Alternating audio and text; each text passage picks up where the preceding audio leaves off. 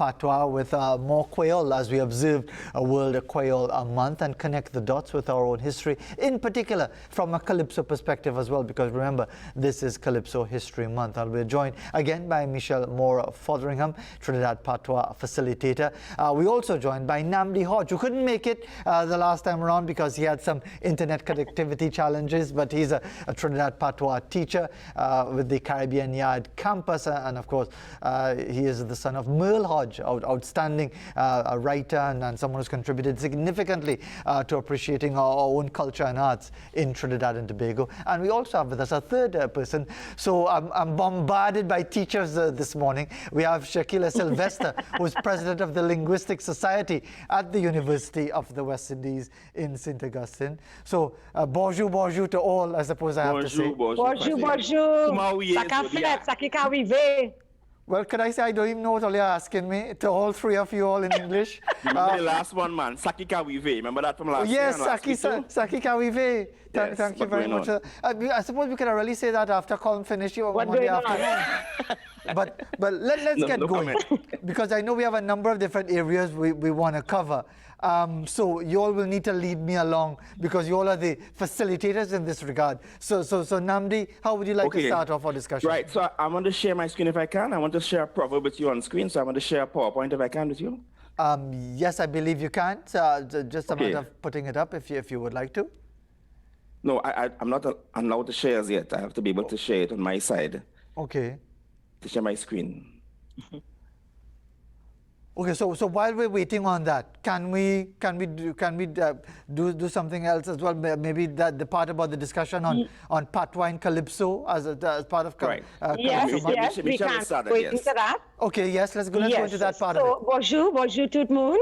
So as mentioned last week, it is very, very important for us to reflect on the importance of our Creole culture and its influences and in taking us to where we are today. So today I'm going to talk about Patois and Calypso, and I'm just going to give you some Patois facts from our Calypso history.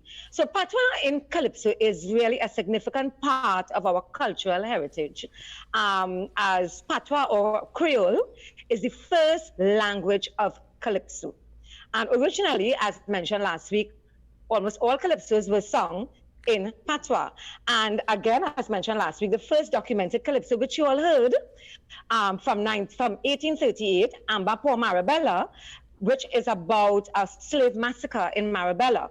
And what he was just saying there under the Marabella Bridge, he's talking about what is their self, I lost my grandmother. Is their self, I lost my uncle. Is right there self, they beat up my mother. Is right there, they killed my sister. Is right there, I lost my father. So a lot of calypsos, early calypsos were lavways or calendar songs. And moving on, we have the first calypso recording, which was done in 1912. It was an instrumental, Mango Vert. Then we had the first vocal recording, which I believe is around 1914. We also had the first complete calypso in English, which was documented around 1898, somewhere around there.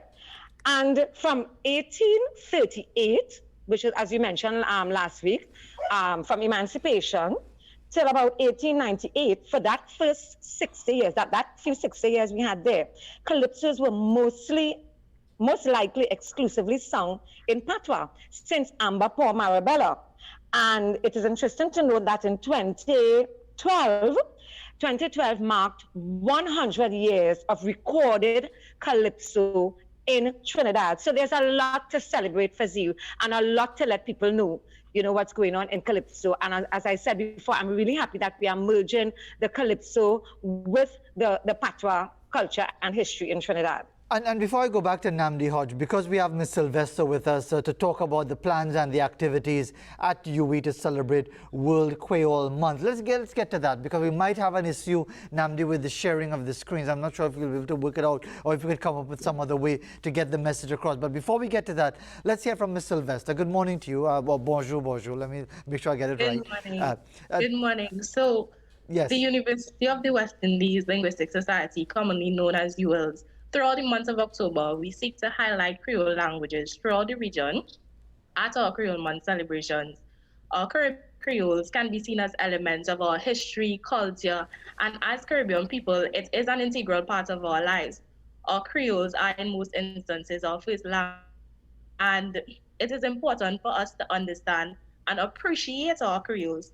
So for the month of October, UWILS is trying to remove that attached to our Creoles because a lot of us, even in Trinidad and Tobago, consider our Trinidadian English Creole as bad language, improper, or simply isn't. So at UWILS, we're really trying to remove that stigma. Throughout the month, we have a lineup of activities that you all can access virtual. In this first week, we looked at the origins of Creole, some fun facts, what are source languages, and we'll also be looking at various Creoles in the Caribbean, ranging from French lexified Creoles, Dutch lexified Creoles, English lexified Creoles, and even Portuguese lexified Creoles.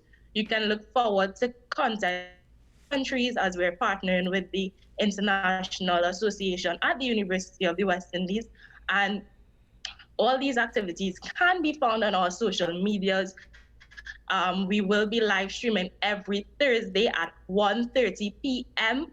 on our YouTube channel. Throughout the month of October, we'll also be hosting a live closing event on October 29th, which you can look forward for. It will be streamed on our YouTube channel as well. We'll have informative discussions, Creole entertainment, and we also have Nnamdi short film being highlighted there as well. So you can look forward to all of that. All of our events, social media challenges, and posts are available to the public as we seek to educate you on Creoles and why we should really appreciate our languages. So you can find Instagram at UE_linguistics_society_STA, on Facebook at UE Linguistics Society, on Twitter at UWI_LS, and of course on YouTube at UE Linguistics Society STA. And just because you were breaking up a little bit because the connection might not be the strongest, just repeat that information once again for anyone who would like to access the various programs that you'll be having during the course of the month.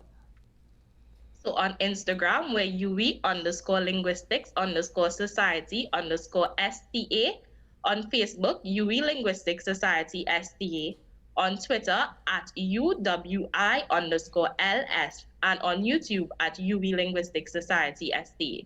All right, thanks very much for that, Ms. Sylvester. But don't go away because we might still get you involved in the discussion as well. Let's get back to Nnamdi Hodge, who we missed out on last week. Nnamdi, not sure if we're able to share the PowerPoint. I don't know. Okay, well, I'll read it out. Yeah, so I'm going to start with a proverb first. Okay, go ahead. Let's go. So the proverb in Patois is, all right, so you all repeat after me, right? Okay. Jean Bontemps. Jean Bontemps. K'ale di. K'ale di. Gouverneur bonjour. Gouverneur bonjour. Bonjour. Gouverneur bonjour. Gouverneur bonjour. With a G. Gouverneur. Gouverneur. Governor. Gouverneur bonjour. So Jean Bontemps. Jean Bontemps.